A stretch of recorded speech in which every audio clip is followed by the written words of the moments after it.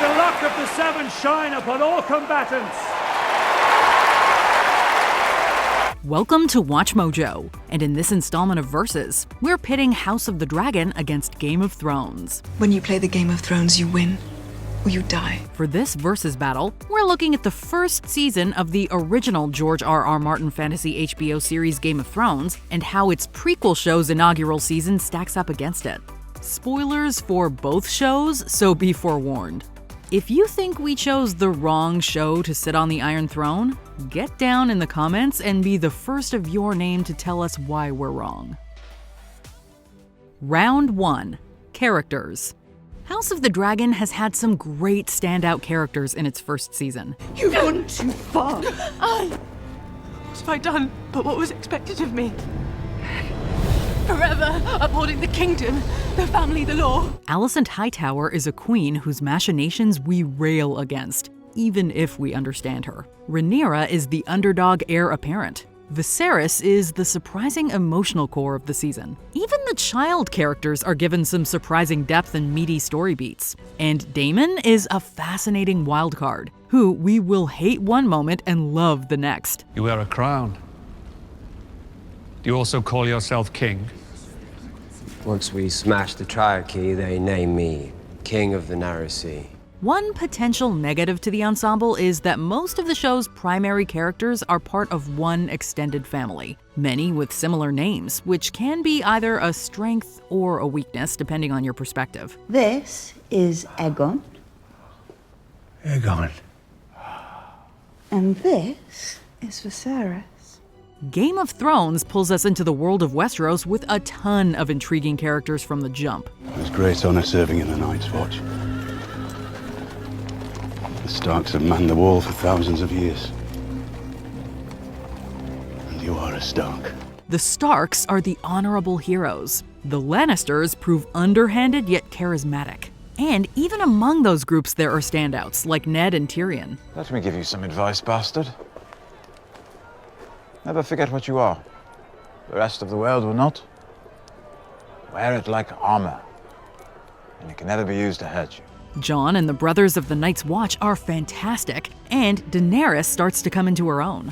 Even characters who never make it out of the first season, like Robert Baratheon and Khal Drogo, remain memorable even years later.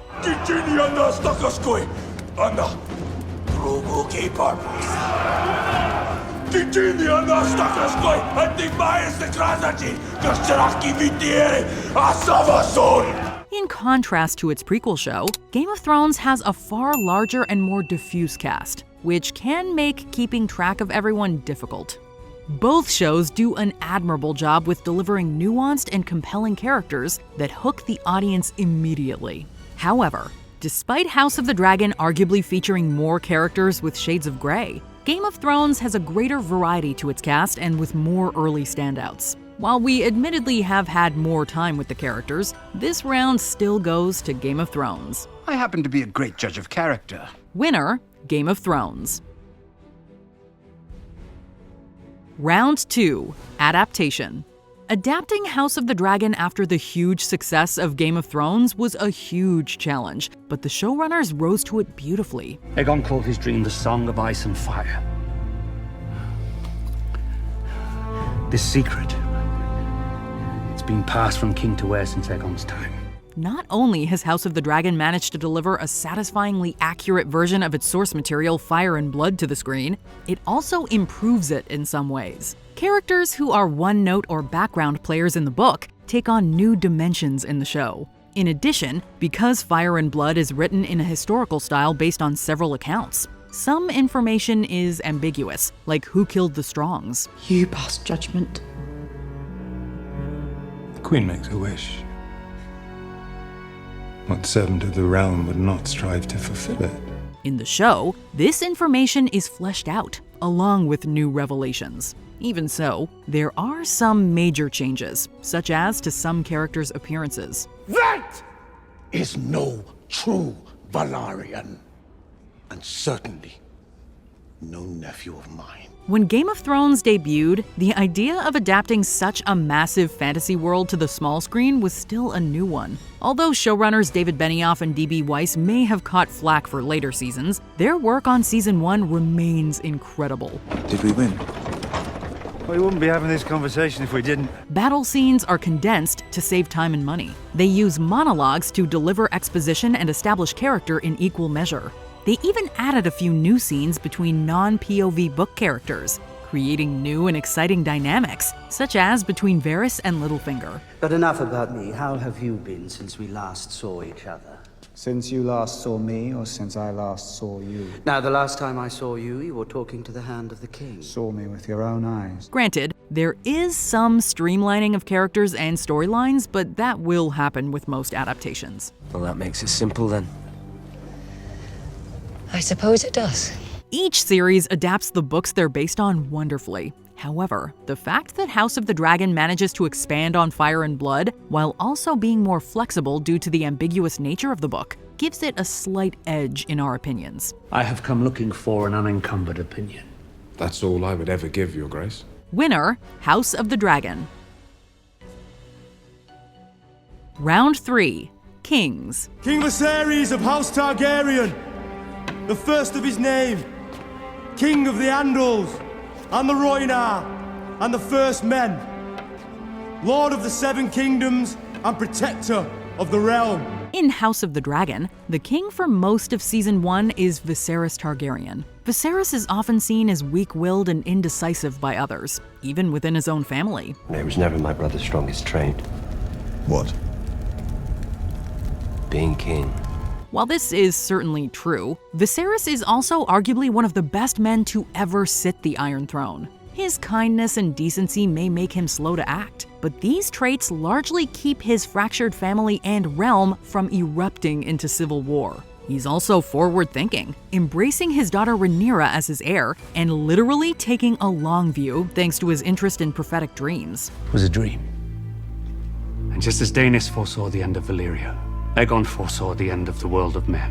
Even so, we can't argue that his actions have sown the seeds of a massive war, and inadvertently put a lesser Targaryen on the throne. I have no wish to rule, no taste for duty, I'm not suited. You get no argument from me. Season 1 of Game of Thrones also sees two kings sit on the Iron Throne. The first is Robert Baratheon. Robert, what? Oh. An inspiring sight for the people, eh? Come, bow before your king. While heralded as an incredible warrior in his day, Robert proves a poor king upon taking the throne. His wanton spending bankrupts the realm. His poor relationship with his queen creates a succession crisis after his death. I took you for a king. Hold your tongue. He's still a fantastic character, but as a ruler, well, he's still better than his alleged son Joffrey. Tell me, which do you favor? Your fingers or your tongue? Following Robert's death, the tow-headed twit proves that power shouldn't be given to some people. Not only does he torment those around him for the fun of it, but his execution of Ned Stark makes the brewing war even worse. So long as I am your king, treason shall never go unpunished. Sir Ilyn, bring me his head. As entertaining as Robert Baratheon is, and as much as we love to hate Joffrey, Viserys is no contest the best king of the Seven Kingdoms from both first seasons, even with his succession-causing issues. For that determined, illness-prone monarch, we give round 3 to House of the Dragon. It's a small cut from sitting the throne. It's nothing. Winner, House of the Dragon. Round 4. Twists and shocks. What will you do now? Will you strike the child down? Or...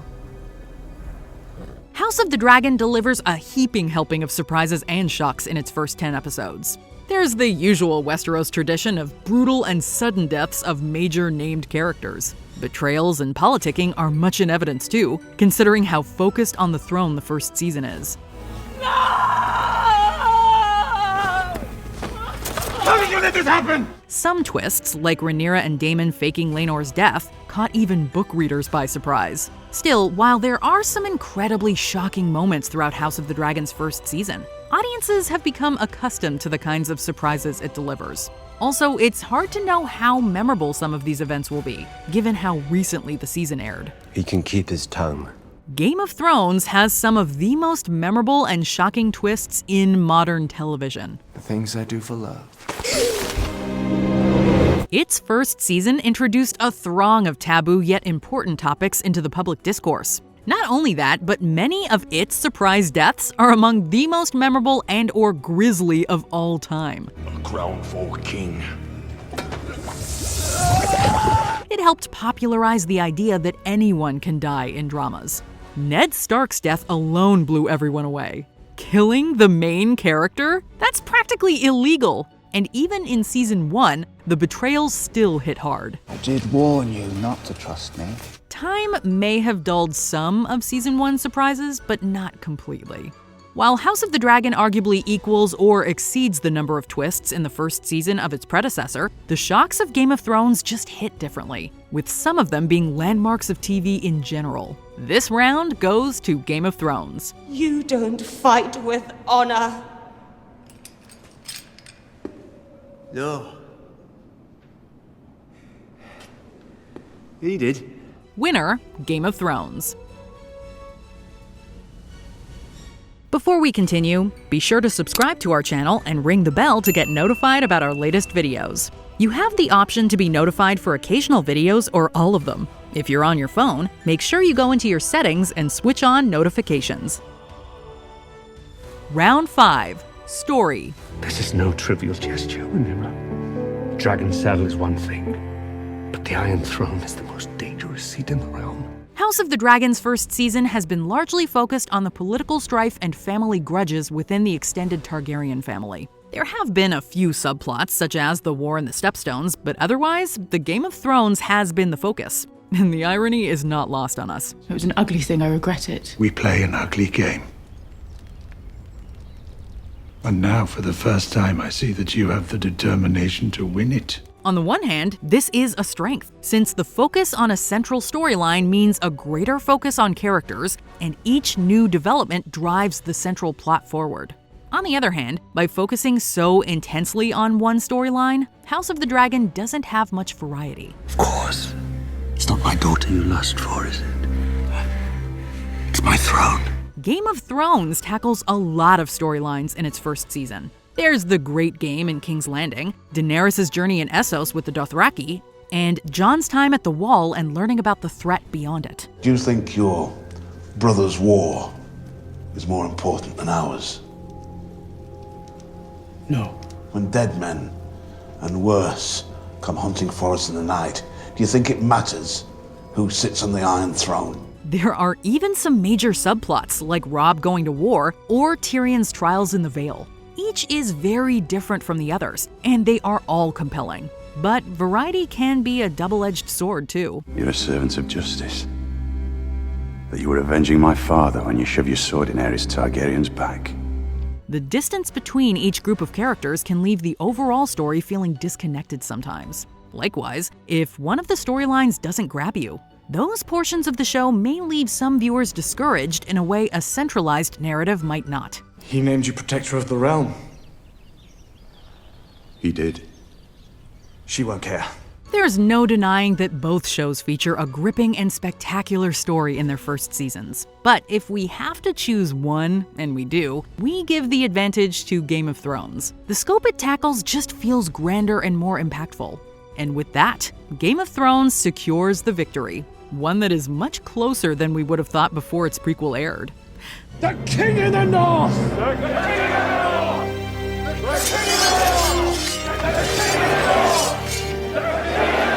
North! Winner, Game of Thrones. By a score of 3-2, the winner is Game of Thrones. Did you enjoy this video? Check out these other clips from WatchMojo, and be sure to subscribe and ring the bell to be notified about our latest videos.